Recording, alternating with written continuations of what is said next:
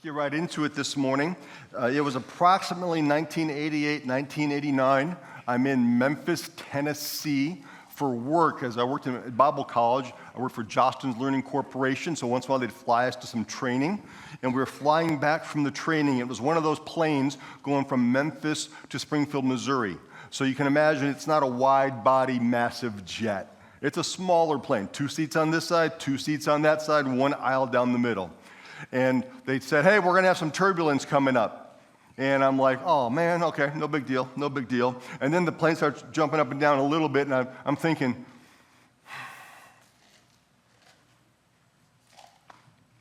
I'm 20, 21, so comfortable and confident in my relationship with Christ. If this plane goes down, I'm good. I'm good, Lord, I'm good, I'm good. Then I started getting sick to my stomach. And the plane kept bouncing up and down, up and down. They reached in and gave me what is jokingly called the sick sack, the little vomit bag. And I'm sitting there holding it the rest of the flight. I make it, get off the plane, and my girlfriend, who's now my wife, Sarah, meets me there. She goes, "Are you okay?" Apparently, I had no color. I'm generally pretty white. But apparently, I had no color. And my memory tells me, right, the way she tells the story, is that a couple young college guys or young guys behind me said, "Man, we didn't think he was going to make it. We were watching him the whole flight." I was willing to do anything to settle that stomach. Adjust how I'm sitting, lean forward, lean back, one arm up, 1 foot up. That didn't matter. What was I? I was desperate. Desperate. That's what we're focusing on today as we look at some of our core values. Would you repeat this statement after me? And we'll be doing this each week. Let me turn my clicker on first, and then let's repeat this. Ready? Go. What kind of church would my church be if everyone in my church was just like me? We're people of the future. We create the future. We don't fear the future. And for that, we're going to create and cultivate an irresistible, Christ-centered culture. We talked last week, and the first bit of the message will be a little bit of review, but there's a difference between vision and mission. Every church basically has the same mission: Great Commission, Great Commandment. Go into all the world and preach the gospel. Love the Lord your God with all your heart, mind, soul, and strength. Love your neighbor as yourself. That's the mission for every church that's meeting today. Vision, many churches carry it out a little bit differently, based on their personality, based on their age, based on their demographic, based on their location. Vision is who we are, what we value. And as we mentioned last week, we've been writing this vision for quite a while. We exist to be for all people. And I share with you the scriptural background for that, and I want to go over that again to make sure we have that in our hearts. Jesus died for all people. He died for all of them. And he gave himself for all people as a ransom, as a payment, as a sacrifice. Why? Because we've all sinned. No matter how long you've been coming to this church, and we had everyone stand last week and sit down, did you feel the room last week when we did that? I hope you were in the room, and you felt the room. Like, if you've been coming 6 months or less, please be seated. It's like, oh, wow. 3 years or less, please be seated. Oh, wow. Oh, wow. The people that are around you, you don't know yet, they think you've been coming for a long time, even though you've only been coming for 3 years. But they're confident you've been coming here forever because you were here when they got here. Because all have sinned for Jesus and for broken, lost people, we're going to long and love for all people, all of them. We went over a whole list last week of who we're going to love. People that we care about, maybe who've quit on faith. We're going to give thanks for all people and treat everybody with honor. There's not a single person on the planet we can't treat with honor and respect. Literally, if you go to the book of Jude, part of what Jude, I've been going through that in my Bible reading. I don't have time to get off my notes. Anyways, even the angels were hesitant to accuse Satan. Even the angels were hesitant, and they said, "The Lord rebuke you." They weren't going to do it themselves. We can show respect. If the angels can even show Satan that kind of respect, there's not a single person on the planet we cannot show some form of honor to. And we're going to pray for all people because we're for all people. If they're a who, if they're a you on the other side of you, we're for them. We're not against them. However, if it's something, if it's a what, if it's a how, we might be waging war against that. But we're not waging war against them. If it's a what, like depression, despair, or death, yeah, we're probably fighting that. If it's a thing, drugs, hatred, or envy, yeah, we're fighting that. If it's a how, addiction, abortion, human slavery, racism, yeah, we're going to wage war against that. But if they are a person, if they're a who, if they're a you on the other side of you, which, by the way, is the most sacred thing you're going to see today, a you on the other side of you, we are for them because we are against nobody. We're for all people. Who does Jesus hate? Because he never gave up on us, we're going to refuse to give up on anybody. We can be the church for people that thought church was against them. I gave the line of clarity again last week. We can be for someone but not agree with them, said every good parent of any teenager ever, right? You can be for them but not necessarily agree with them. That's the horizon. That's where we're headed. That is Miller Park on Route 83, if you take Route 83 to the lake, and that's me and my dad about 10 years ago or so. That's the horizon. I love a horizon. If you've ever felt that way, that you want to see a church that is for those who thought church was against them, come join us on this journey. So today we're talking about the how. Last week we talked about the why. Why? Because we're for all people. Why do we do what we do? We do it because we're for all people. How do we do it? That's the core values. How do we do what we do the way we do it? A core value is simply a description of what our actions say we value. How many of you have ever been to a gas station? Thank you. You're still listening. Good. What does the gas station sell? Anything it's legally allowed to. Bait? Sure, they'll sell bait. Firewood? Sure. Vape? Sure. If it's legal or illegal at all, they'll sell it. Honestly, they would sell prostitution if they were legally allowed to. Why? Because their core value is very plain and simple. Profit. No, nothing wrong with profit as a motive, but if it's your sole primary motive, you're going to do some things that maybe you don't think are healthy. What are our core values? They need to be biblical. And if it's going to be a core value, we want to phrase it in a way that is memorable, portable, emotional, and hopefully catches us in our heart and is personal. So it should engage us. It should move us to action. It's how we carry out our vision. And if you're not a believer, if you're not a follower of Christ, I hope that if you stay for this series and you hear these core values, you're going to wish for us to succeed in accomplishing them, because your world would be better if we are successful at carrying these out. Are other things important? We have about 7 core values that we're going to go over the next few weeks. Are other things important? Absolutely. But if everything's important, nothing's important. Some things have to be priorities. So here's the first one. I encourage you to follow along in your notes. Because we're for all people, we value desperation. Nothing can stop us. I'm going to say it again. Nothing can stop us. How bad do you want God? You want him bad? What can stop you? Nothing. Depends how bad you want him. If you want him really bad, because you are as close to God as you want to be. You can be as close to God as you want to be, and you are as close to God as you want to be. Desperation, that nothing can stop us. Nothing can. But the only enemy that can stop us would be ourselves. Can Satan stop the church? He hasn't been successful with it yet. Let's look at it from a non-biblical viewpoint, just from a secular historian about the church. A small band of Jewish dissidents led by people that didn't believe something special. They didn't believe the resurrection. They said they were eyewitnesses to the resurrection. The disciples had no faith in the resurrection. They didn't need faith. They knew if they were lying, they knew if they were telling the truth. Because they were eyewitnesses, they defy a political superpower, Rome, and a 1,000-year-old religious system and prevail. The center of the movement is some Jewish carpenter dude whose kingdom isn't even a physical kingdom. He spoke in stories that few people could understand. He told his Jewish people, love Romans, pay taxes. Hard to get elected on that. He alienated the influential and the powerful. He offended most everybody. And his family thought he was a little crazy. This is just history. After 3 years of public speaking, he left nothing written. Nothing. The only time we see Jesus writing, he writes in the sand. He's arrested, publicly humiliated, and executed. After his execution, his dispirited and desperate followers claim he rose from the dead. And within weeks, hundreds of people within walking distance start to believe this. And pretty soon, Jerusalem is filled with people that they jokingly call the way, the way. There's resistance from the Rome authorities and the Jewish authorities. The members of the way are executed and they scatter.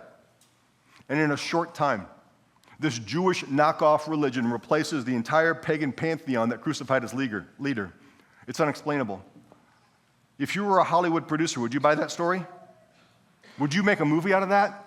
Or would you go, there's no way anyone's going to believe it? It doesn't make any sense. Yet today, 1/3 of the planet claims some sort of faith in Jesus. The Roman Empire is gone. Ancient Judaism disappeared in AD 70 when the temple went down. Jesus taught for 3 years, and 2,000 years later is worshipped on every continent. He said, I will build my church, and the gates of Hades, the gates of hell, will not overcome it. We value desperation because nothing can stop us. The church has been ridiculed, abhorred, fought against, despised, attacked, discredited. It's been limited by legislation. It's been persecuted. At times in history, the church has been corrupted and had self-inflicted incompetence. Yet wherever we go in the entire planet, there's the church. There's the church. Friends, nothing can stop us. Nothing can stop us. Not because we are strong, but because He is. And not because we love Him, but because He loves the world. We value desperation. Because we're for all people, we value desperation. Nothing can stop us. Apart from Jesus, we can do nothing. Apart from Jesus, we can do nothing. The main characters in this next passage that Jesus shares, the gardener is the Father God. And Jesus is the vine, and we are the ones that are supposed to be branched into Him. Jesus says in John chapter 15, I am the true vine, my Father is the gardener. And that's pretty plain how He starts off, right? He cuts off every branch in me that bears no fruit, while every branch that does bear fruit He prunes so that it will be even more fruitful. Remain in me, and I'll remain in you. No branch can bear fruit by itself. It must remain in the vine. Neither can you bear fruit unless you remain in me. Apparently, we're supposed to remain in Him and abide in Him. And then He goes on with one of those I am statements. I am the vine, you are the branches. Not complicated there. If a man remains in me and I in him, he will bear much fruit. Read this next part out loud with me in yellow, would you? Apart from me, you can do nothing. Yeah. This is to my Father's glory that you bear much fruit, showing yourself to be my disciples. The observation is pretty plain. Jesus is the source. If we're connected to Him, we're fruitful. Apart from Him, we can do nothing. Nothing. How desperate are we to be connected to Jesus? Yeah, you should be connected to a local church, but you can be connected to a local church and not connected to Jesus. But if you are connected to Jesus, you should be connected to a local church. But if you're connected to Him, apart from Him, you can do nothing. Whether you've been in church 60 years, whether your parents have always taken you to church, or whether your parents wouldn't come except on Easter, maybe, just to get you off their case. Apparently, the Father's business, according to this passage, is fruit. He seems to care about fruitfulness and more fruit. If the Father's business is fruit, M1, what is our business? It can't be busyness. It can't just be holding services or singing loud or paying bills. Imagine our church all about the Father's business. People. People. People like you, people not like you. People you like, people you don't like. People that like Jesus, people that don't like Jesus. People that are nothing like us. People that are nothing like Jesus. People that were nothing like Jesus really liked being around Jesus. Today, I hope, even in spite of the rain, there's a lot of people on this property that are nothing like Jesus. I hope there's some right here right now that are nothing like Jesus. And I hope they will come to realize they are desperate to be connected to Him. But it may first have to happen that they realize that they like being around us. Just because We're trying to be about the Father's business, and part of that is not being unlikable, but liking him. We are desperate to stay in him. He is the Lord of the harvest. Someday, we're going to be in front of him. If you're a believer, you're going to be in front of him, and you're going to present your harvest to him. If you have no harvest, it doesn't mean you go straight to hell, do not pass go, do not collect $200. No. This is the second judgment. First judgment is up or down. Second judgment is the judgment of works. I don't want my hands empty. He's the Lord of the harvest. I want to have some harvest for him. My harvest may not be equal to what somebody else has. That's irrelevant. I don't have the same gifts somebody else has. You might have more harvest, you might have less harvest. I just want to make sure my hands aren't empty, that I've been faithful with what he's given and the opportunity to lead. Because we are for all people, we value desperation. Nothing can stop us. Apart from Jesus, we can do nothing. With him, nothing is impossible. I know I'm preaching a lot about nothing, aren't I? With him, nothing is impossible. Can I tell you something that's impossible? That this church is still healthy. We started in 2027. We started in 1927. Again, in 2 years, we'll be 100 years old. Now, there's a lot of old churches. Well, there's a lot of old church buildings. There's a few old churches. And there's a lot of really healthy, vibrant churches. There's very few churches that are very old and still healthy, where new people are coming, showing up, getting baptized, getting connected, and moving forward in the kingdom. We're one of those. That's not normal. That's not. Some of you have come from other churches where doors have been closed, where the building is still there, now it's been bought to be a restaurant or something else. How many churches have started just in the Mansfield, let alone the whole county, that have started and closed in the last 100 years? A lot. But with him, nothing is impossible. That's what Jesus said. He said, with man, it's impossible. Oh, yeah. But with God, all things are possible. With God. With God. Not with a pastor. Not just with a worship guy that looks like Jesus, right? Isn't that wild? That's the first thing we hear when people meet Caleb. Man, he looks like Jesus. With him, all things are possible. It's the lifeblood. It's beyond following rules. As long as at least I'm the pastor here, we'll definitely be people of the book. We want to be people of the book, people of the word, people of the scripture. But if that's all we are, we're not people of the experience as well. Which is why it's so important. And we try and drive it home in every way possible. Not to be a spectator, but a participant in worship. I really don't care how good you sing. You only care how good I sing if I accidentally have left my microphone on. But God doesn't care how good I sing. But when we lift our hands, when we humble our hearts, when we enter into worship, it's what we were made for. It's what's going to change you more than going back and listening to every message that was preached here for the past year. 5 minutes of you authentically worshiping God will change you way more than hearing 50 messages. Way more. And it's not letting somebody else worship for you. We do come to church to worship Jesus with other people, absolutely. And sometimes their worship is what pulls us along because that day we didn't feel like worshiping. But we chose to anyway. The people in Acts, I can't remember the chapter, but the religious leaders that wanted nothing to do with Jesus had arrested some of the apostles, and they said, hey, these guys haven't even been to school, they don't know nothing, but it's obvious they've been with Jesus. Can it be said about me? Can it be said about us? That, man, they may not be able to do this or this, but it's obvious they've been with Jesus. Why? Because we're desperate. We're desperate. Nothing can stop us, and we're not going to get in the way of ourselves. Apart from Jesus, we can do nothing. But with him, nothing is impossible. Do you know that we don't let anyone roam the building? Anyone. Well, yeah, right, Pastor. We don't let teenagers roam the building because they're trying to find where the cameras can't find them so they can make out. Yep, that's true, by the way. But that's not the only reason there's an officer on site. Nobody Well, we need to keep people out of the kids area and make it safe and secure. Absolutely. We happen to think that what's going on in here is so important that if you're on the property, we're together. We wouldn't let anybody roam.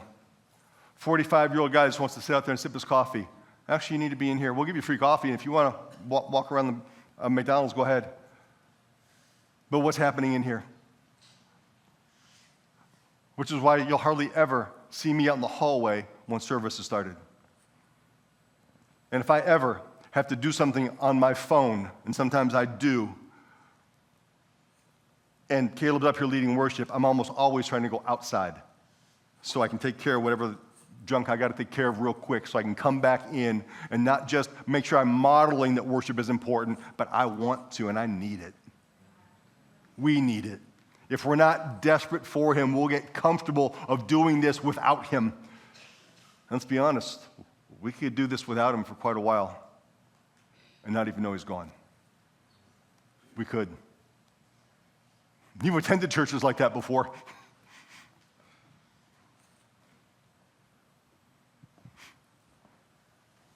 We got to be with him. With him, nothing is impossible. We could exist for months, maybe years, if he didn't show up. Eventually, there'd only be a handful of people left, but it'd be enough to make the mortgage payment. We'd shut the rest of the parts of the building down, not heat and cool those, just have a little bit, till there's about 45 people left. And then if we're really spiritual, we'll find a church that's growing and give them the building. If we're not, we'll just take it down until the building's falling apart that all they can really do is tear the building down, unless we stay desperate for him.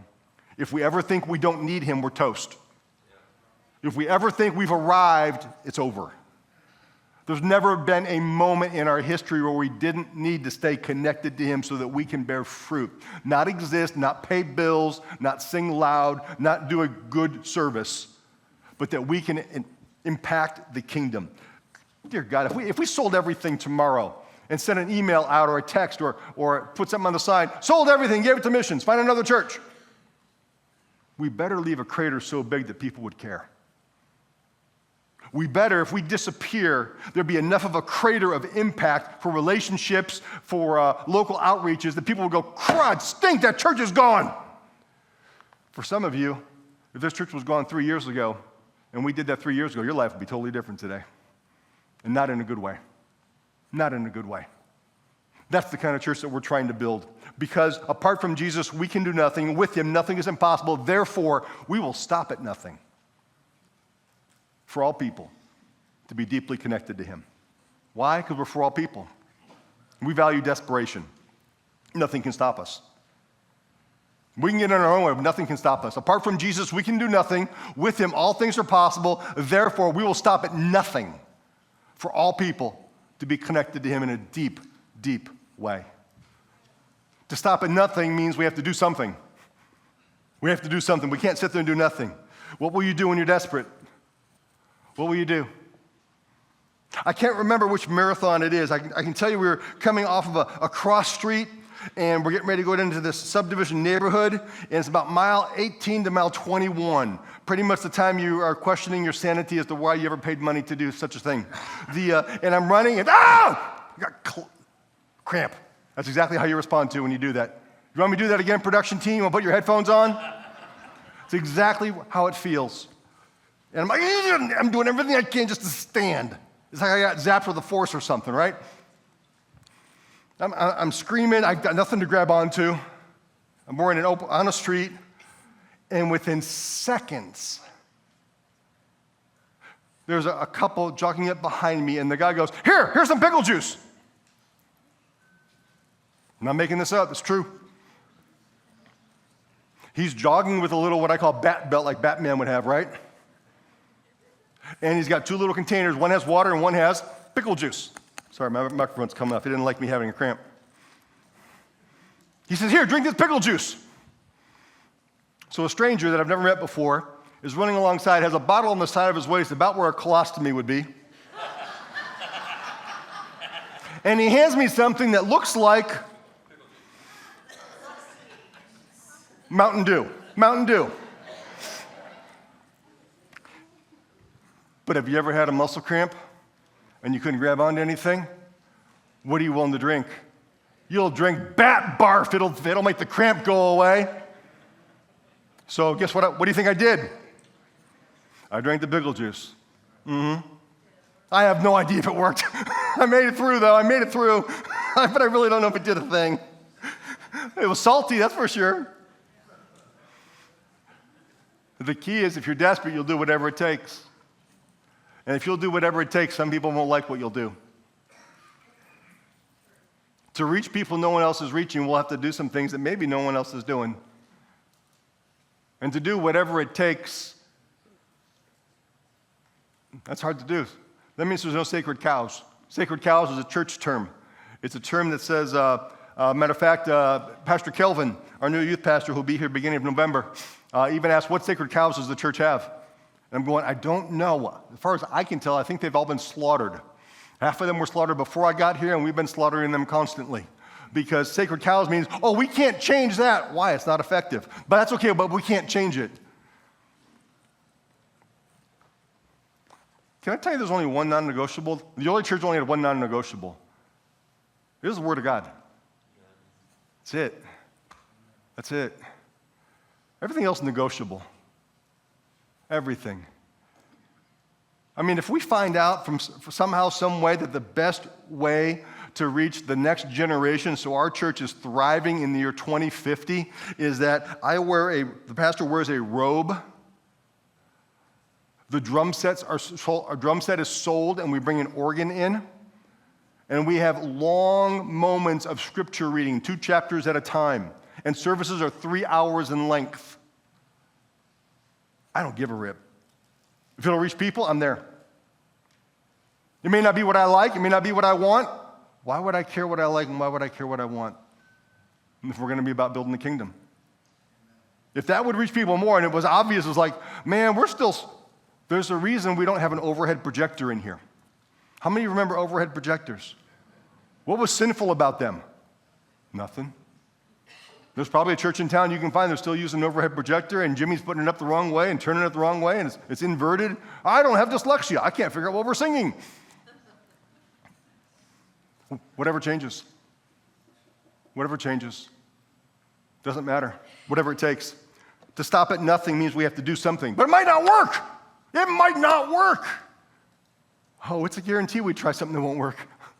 It's not a might. It's a guarantee. What kind of regrets would we like, church? Would we like regrets from being passive and doing nothing? Or do we want regrets from trying something that didn't work? Which regret would you like? Because you're going to have one or the other. We have no option. Let's have regrets from being active as opposed to being passive. What do you feel if you live your life by fear? What do you feel? Fear. What do you feel if you live your life by courage? Fear. Fear. I want to make sure I get this quote right. The absence of fear is not the proof of faith. The powerlessness of fear is the proof of your faith. When fear doesn't have control over you anymore, and it doesn't limit what you're willing to do. Quitting is not our posture. We're going to refuse to let anyone be unloved. Have you ever been there where does it sound like your story where you're going, I'm not sure if I should try it or not because it might not work. I don't want to do anything wrong. You know what that's called? Some people call it the paralysis of analysis. You're paralyzed by fear. Yeah. We stop at nothing for all people to be deeply connected to Him. I want to share a quote I've shared before. It's not a biblical quote. It's not even a Christian author. He's talking about businesses. But this quote's insanely great. Does this place exist to maintain and perpetuate the status quo, or are we here to do the work that the radical founder had in mind when we started? What are we going to be? What are we going to do? If we just want to keep on keeping on, make sure the doors are open, we can do that until we're so boring and dull we couldn't cut through butter. Or we might need to take some risks. I don't even know what those risks are. I don't have any up my sleeve. I just know that playing it safe is not necessarily building the kingdom. We value desperation because nothing can stop us. And apart from Jesus, we can do nothing, and with Him, nothing is impossible. Therefore, we will stop at nothing for all people to be deeply connected to Him. I'm going to ask Kennedy to come up on the platform and join me and get ready. So dream with me for a moment. What would it look like or feel like to have a Sunday where your friend is the one that gives their life to Christ? You know, coming up Thanksgiving Sunday, we have water baptism. What would it look like if somebody you invited asks you to baptize them? Because they'll sign up for baptism, and part of the conversation is, hey, do you understand what baptism is? You ever been baptized before? Is there a believer who's been instrumental in you coming to Christ that you would like to have baptize you? What if they call you and ask you? What would that feel like? And it's not even a relative of yours, just somebody you invited to church. Austin B., where you at? A B, what did that feel like? Yeah, you did it. You did that. Yeah. We don't fear the future, we create it. So what kind of church would my church be if everyone in my church were just like me? Stand with me, would you?